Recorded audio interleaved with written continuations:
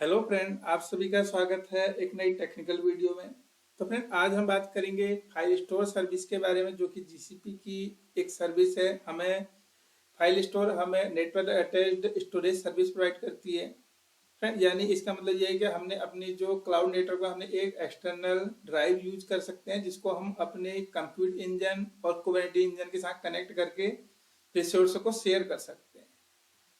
तो मैं अब बात आती है कि ये जैसे हम अगर अपनी किसी कंपनी में हम काम करते हैं, एक ऑफिस में हमारे पास हमारे 20 या 30 कंप्यूटर आपस में कनेक्टेड है, तो हम सारे को आपस में कनेक्ट करने के लिए या कुछ असेट शेयर करने के लिए हम एक ड्राइव से अटैच कर देते हैं, यानी कि नेटवर्क अटैच स्टोरेज जिसे कहते हैं। तो सेम वही चीज यहाँ पर फाइल स्टोर के नाम से आती है, जिसमें हम किसी भी कंप्यूटर से अपना डेटा रख करके स्टोर कर सकते हैं, उसको दूसरे कुबरनेटिस इंजन की किसी भी हम कंटेनर में कहा जाए या कंप्यूटर इंजन की दूसरी मल्टीपल वीएम में इजिली एक्सेसिबल कर सकें, यानी डेटा शेयर के काम आती है बेसिकली ये।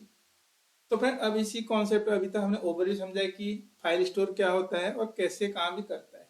तो फ्रेंड, इस चीज को अब हम जीसीपी कंसोल पे चल के देखते हैं कि एक्चुअल में कैसे वर्क होती है चीजें। तो फ्रेंड, इसके लिए यहाँ पर हम आ चुके हैं फाइल स्टोर के इंस्टांस जो कंसोल है उस पे। तो यहाँ पर अब हम फर्स्ट टाइम अगर जा रहे हैं तो हमें क्रिएट इंस्टांस बनाना पड़ेगा, तभी हम वन बाई वन चीजों में आगे फॉलो कर पाएंगे। तो फ्रेंड, इसके लिए हम अपने इंस्टांस का नाम कर देते हैं INS1। आप अपने इंस्टांस का नाम डिफाइन कर सकते हैं। अब फ्रेंड, हमें कॉन्फ़िगर सर्विस टी डिफाइन करनी है। सर्विस टी मतलब कि हमें किस टाइप की हमें सर्विस लेनी है। हमें यहाँ पर जो दे रहा है, हमें ये 3 प्रकार के इंस्टांस है, यानी बेसिक, एंटरप्राइज और हाई स्केलेबल। बेसिक यानी कि अगर हम जनरल पर्पज के लिए यूज करना चाह रहे हैं, उसकी कुछ एक लिमिटेड कैपेसिटी है, तो हम बेसिक ड्राइव का इंस्टांस का ले सकते हैं। एंटरप्राइज का लेना चाहते हैं जहाँ पर हमें हाई अवेलेबिलिटी होती है, यानी बिग एंटरप्राइज में वहाँ पर केस में ले सकते हैं। और जहाँ पर हमें बहुत और एक्स्ट्रा लार्ज परफॉर्मेंस, जहाँ पर हम चाहते हैं कि हमें ये स्केलेबिलिटी भी चाहिए, तो उसके लिए हम हाई स्केलेबिलिटी पे चलते हैं। बट फ्रेंड, जैसा कि हम देख पा रहे हैं, यह हमें एक ऑप्शन यानी वार्निंग दिखा रहा है, make sure your project has enough Kota for enterprise instance. यानी कि एंटरप्राइज और हाई स्केल में अगर हम चलेंगे तो जो जीसीपी है हमें बाय डिफॉल्ट इसका कोटा 0 देता है।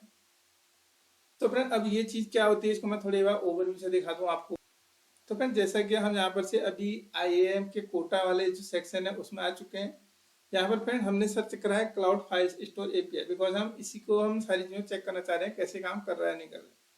तो फ्रेंड, ये जो सारे कोटा हैं ये बैकअप के लिए है। हम बैकअप पे नहीं, हम जनरल पे चलेंगे, जहाँ पर से हम तो फ्रेंड, यहाँ पर तो हमारे बैकअप पर रीजन थे, लेकिन अब हम देख पा रहे हैं हमें बेसिक HDD के यानी हार्ड डिस्क ड्राइव के हमें कोटा दिख रहे हैं, जो कि हमें 1 TB के अप्रोक्सीमेट मिल रहे हैं। तो फ्रेंड, ये हमें मल्टीपल लोकेशन पे है। अगर हम थोड़ी और स्क्रॉल करें तो ये हमें यहाँ पर से हम देख पा रहे हैं जो हमारा कोटा है 0 GB होगा, बिकॉज हम SSD लेना चाह रहे हैं, यानी कि सॉलिड स्टेट ड्राइव जिसे कहते हैं। तो फ्रेंड, उसके जो कोटा है, जैसे कि हमने हाई अवेलेबिलिटी की बात की थी, वो सारे 0 है, बिकॉज इसको बाय डिफॉल्ट जो जीसीपी होता है हमें प्रोवाइड नहीं करता है। तो इसके लिए हम जीसीपी से कनेक्ट कर सकते हैं कि हमारे कोटा के लिए, या फिर हम अपना कोटा सेलेक्ट करके अपनी जो रिक्वेस्ट है उसको बढ़ा सकते हैं। यहाँ पर से हम एडिट कोटा करेंगे और एडिट कोटा के बाद हम अपनी कोटा की लिमिट बढ़ा सकते हैं उस चीज के लिए। तो फिर अभी के डेमो में हम नॉर्मल जो बेसिक स्टांस है उसको ले लेंगे चीजों को, और यहाँ पर हम ले लेंगे अभी हार्ड डिस्क, यानी कि जो कि हमें 1 TB का स्टोरेज प्रोवाइड करती है, बिकॉज हम एक नॉर्मल डेमो देखना चाह रहे हैं। इसके बाद फ्रेंड, हमें जो नेक्स्ट ऑप्शन दिखाना है कि हमें किस लोकेशन में हमने अपनी ये जो फाइल स्टोरेज ड्राइव है ये कहाँ पर हमें चाहिए है। आप अपनी लोकेशन के हिसाब से कर सकते हैं। अभी हम चल रहे हैं एशिया साउथ 2 वाले रीजन पे, तो इसके अंदर जितनी भी जोन पे है इसको जीसीपी ऑटोमेटिकली मैनेज कर देगा। तो फ्रेंड, ये तो बात थी अभी तक इंस्टांस की कि हमें किस टाइप की हमें कॉन्फ़िगरेशन चाहिए। अब बात आती है कि हमने इसको जोड़ना है किसी एक नेटवर्क से।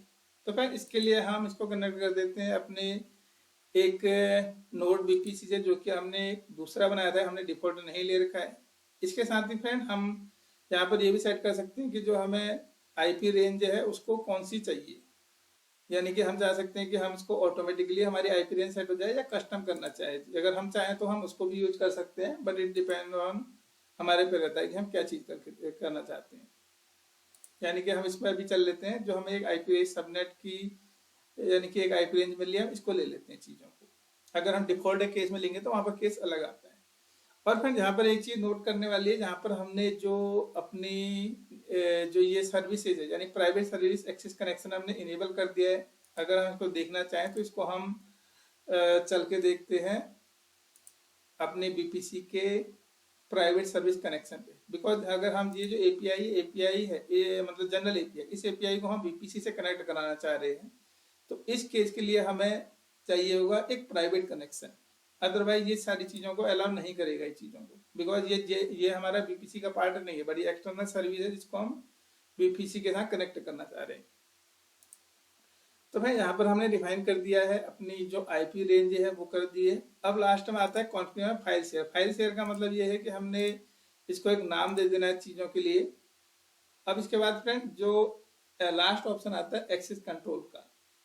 एक्सेस कंट्रोल हमें या ये डिफाइन करता है, इस यहाँ पर हम डिफाइन कर सकते हैं कि जो हमारा ये जो ड्राइव है, इस ड्राइव को हम पीपीसी में हर क्लाइंट के लिए इनेबल कर दें, या हम इसको रिस्ट्रिक्ट करना चाहें कि सिर्फ इसी रेंज को लेना चाहे, ये उसका रोल हो, तो उस केस के लिए हम कर सकते हैं। बट अभी हम इसको जनरल इसको grant access to all client कर दें, यानी कि जितने भी हैं इसके क्लाइंट सारे को हम इनेबल कर देते हैं।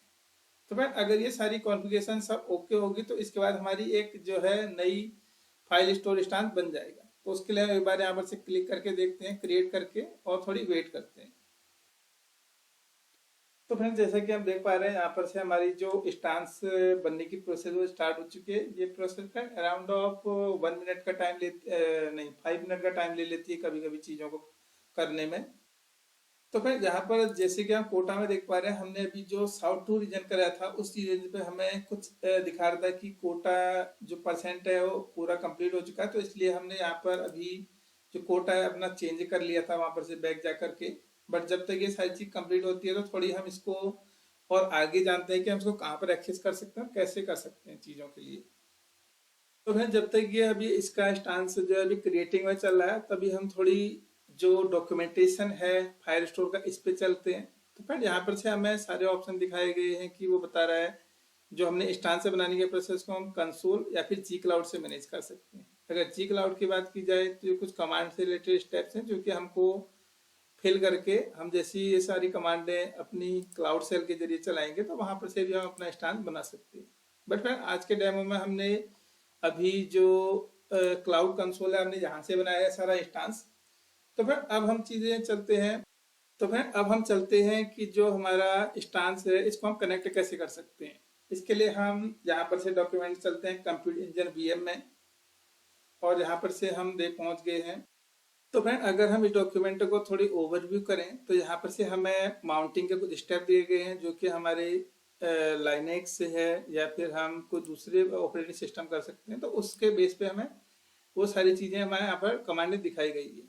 लाइक हमें फर्स्ट ये हमें एनएफएस जो कमांड है एनएफएस पैकेज इंस्टॉल करना पड़ेगा, माउंटिंग करनी पड़ेगी। तो ये सारी चीज़ों को हम प्रोसेस को फॉलो करके हम इस सारी चीज़ों को अपने कंप्यूटर इंजन वीएम में यूज कर सकते हैं। सिमिलर काइंड चीज हमें यहाँ पर मिल रही है कुबरनेटिस इंजन के लिए। तो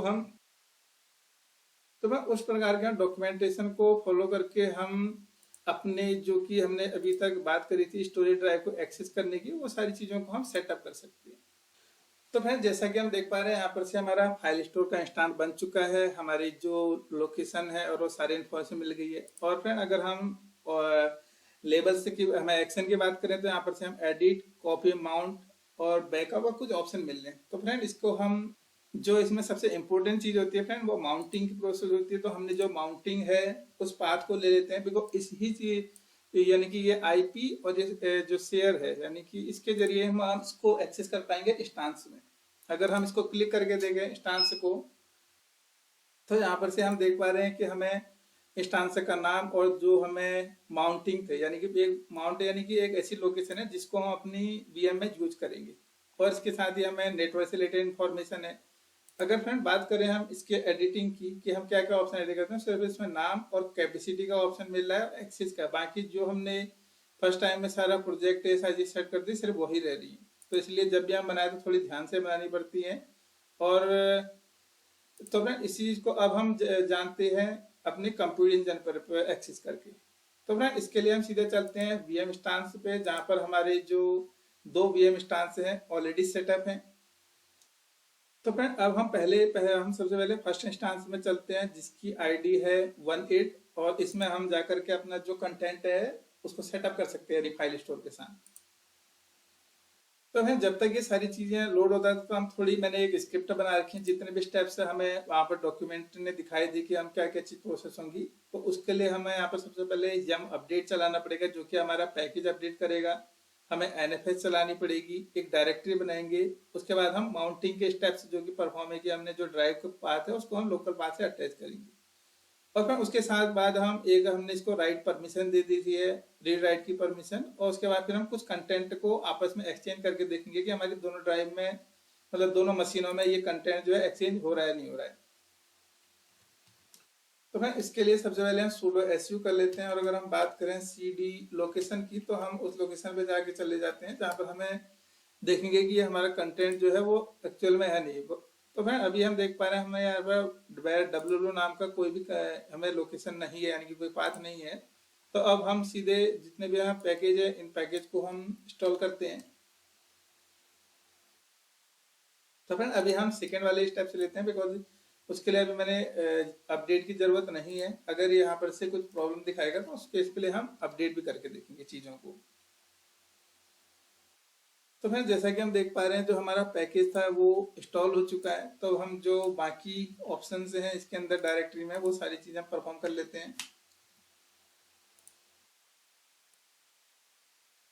और अगर ये सारी चीज़ें हमें करेक्ट होंगी तो ये सारी चीज़ों के बाद हमें दिखाएगा कि ये माउंटिंग की सारी प्रोसेस कंप्लीट हो चुकी है।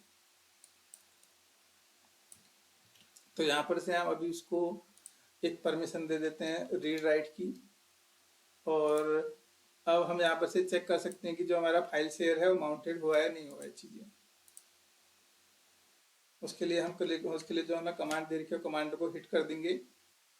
तो फ्रेंड जैसा कि देख पा रहे हैं हमें यहाँ पर से दिखा रहा है ये माउंटेड हो चुका है। यह है फाइल सिस्टम जो कि हमने जो फाइल स्टोर थी उसकी लोकेशन, उसकी साइज और उसके कितना और जो माउंट ऑन है यानी कि जो हमारा लोकल पाथ है वो हमारे ये दिखाएगा कि इस लोकेशन पे हमारा जो कंटेंट है वो हमारी फाइल सिस्टम से अटैच हो चुका है। तो फ्रेंड अगर हम एक बार डब्ल्यू को एल करके देखें तो हमें दिखाएगा कि हमारी जो डायरेक्टरी है वो सेट हो चुकी है। बट अभी फ्रेंड यहाँ पर से अगर हम कंटेंट की बात करें तो इसमें एक जनरल फाइल है लॉस्ट फाउंड करके वो चीज़ है वहाँ।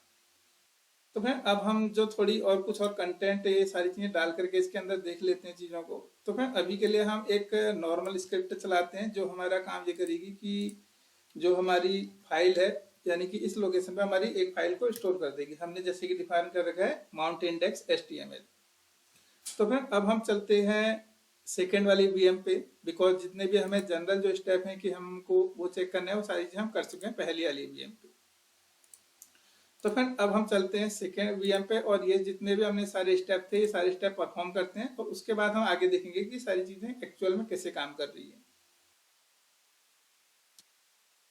तो इसके लिए हम वापस sudo su करके चले जाते हैं और सेम वही स्टेप जो हमने पहली वीएम में परफॉर्म किए थे उसको हम दूसरी वीएम में परफॉर्म करते हैं चीज़ों को। बिकॉज हमने जो बेसिक कंटेंट है एटलीस्ट वो हमारा पाथ उसमें सिंक हो जाए चीज़ों के लिए। तो फिर ये हमारे नॉर्मल स्टेप है। अब ये माउंटिंग की जो प्रोसेस है इसको हम सेकेंड वीएम में अप्लाई करके देख रहे हैं। जैसा कि हम देख पा रहे हैं हमारी जो एक वीएम है यहाँ पर ऑलरेडी सेट है जहाँ पर हमारी एक फाइल है। अब हम दूसरी जो वीएम है उसके माउंटिंग की प्रोसेस को हम अप्लाई कर रहे हैं जहाँ पर से हम इसको जो रीड राइट की परमिशन है वो परमिशन दे देते हैं। और इसके बाद देख लेते हैं कि जो हमारा फाइल पाथ का जो ये माउंटिंग प्रोसेस थी वो सारी चीज़ कंप्लीट हुई है नहीं हुई है। तो फिर जैसे कि हम देख पा रहे हैं इस जो सेकेंड वीएम थी उसमें माउंटिंग प्रोसेस कंप्लीट हो चुकी है। तो फ्रेंड अब हम उस वीएम पे यानी उस लोकेशन पे चल के देखते हैं जहाँ पर से हमारा ये जो हमने कंटेंट माउंट करा था ये एक्चुअल में हुआ है नहीं हुआ है। तो हम देखते हैं कि हमारा जो कंटेंट है उस लोकेशन पे आ चुके हैं। अब हम अगर एल करके देखते हैं तो फिर हमारा जो ये कंटेंट हमने पहली वीएम में स्टोर किया था यानी कि इस वीएम में हमने जो कंटेंट स्टोर किया था वो कंटेंट हमारा इस लोकेशन के अंदर दूसरी वीएम में भी आ चुका है।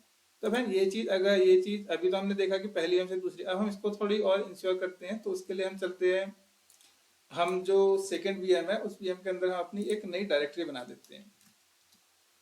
लाइक हमने असेट नाम की कंटेंट बना दिया है उसके अंदर हम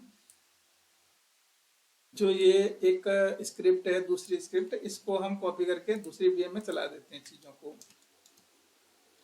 तो मैं अभी अगर हम दोबारा से एलएल करके देखें तो हमारी एक डायरेक्टरी बन चुकी है, एक फाइल है ऑलरेडी। तो हम इसको एक बार असेट से करके उस लोकेशन पे जाते हैं और हम देखते हैं कि यहाँ पर से हमारी जो सेकंड वीएम थी, यहाँ पर माउंट एचटीएमएल में कंटेंट आ चुका है। अब हम वापस अपनी चलते हैं फर्स्ट वाली वीएम में, बिकॉज हमको देखना है कि जो फाइल स्टोर एक्चुअल में काम कर रहा है नहीं कर रहा है। तो हम इसके लिए डबल एल करते हैं। तो फिर जैसा कि हम देख पा रहे हैं यहाँ पर असेट से हमारा ऑटोमेटिकली आ चुका है।